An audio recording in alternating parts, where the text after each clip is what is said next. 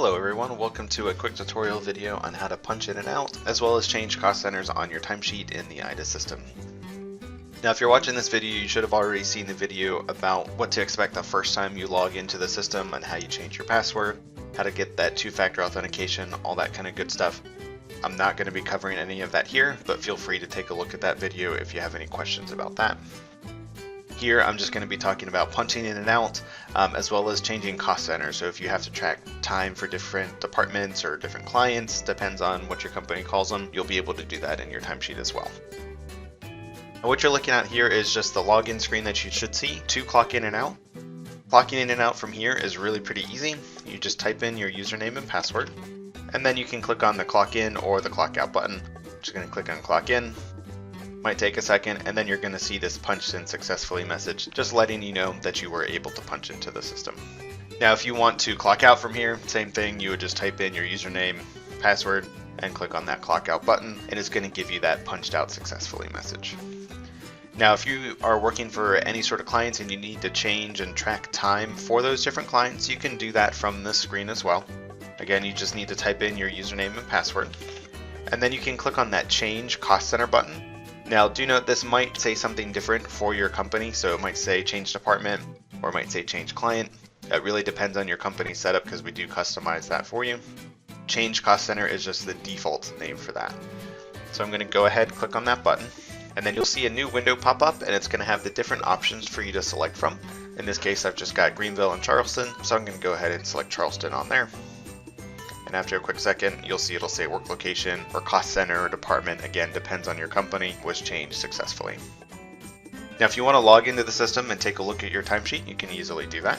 Again, you're just going to type in your username and your password and click on that login button.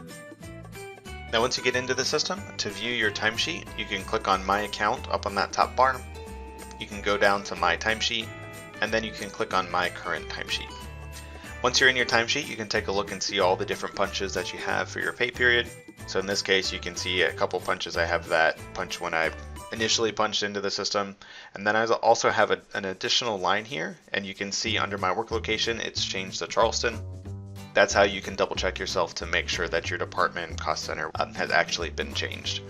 Now you can also clock in and out in the system this way as well. So you can see you've got clock in, change cost center, and clock out. Works exactly the same way as it does on the home screen, just don't have to type in your username and password to do so. If you want to keep track of how many hours you're working throughout the pay period, if you come to your timesheet, you can click on the Summary by Day tab. This is going to give you a good total of all of your hours in the timesheet so far and give you a nice total down at the bottom. Now this is a weekly timesheet, so if you were bi-weekly, you'd obviously see some more time on here. Now you notice that we have an incomplete column on our timesheet. That just means that we're missing a punch on here. A good way to notify your supervisor, manager, or whomever is editing your timesheets is to enter in a note. If you'll look over on the far left of my timesheet, there's like a little note button there. You can click on that and it's going to open up a new window. You can enter in your note here, so let's say forgot to clock out at 3 p.m. and I can go ahead and save that note.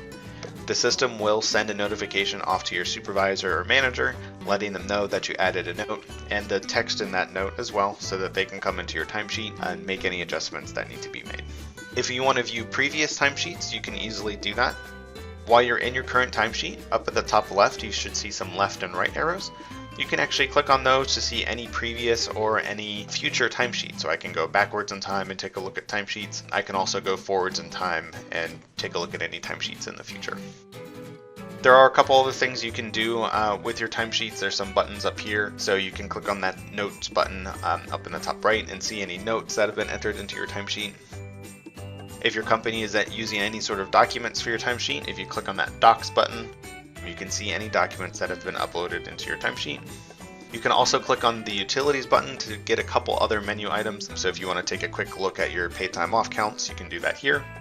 You can also take a look at your schedule, notes, documents, and then if you want to print your timesheet, you can click on that print button and it's going to create like a print preview of what your timesheet looks like, so you can actually print that out on paper.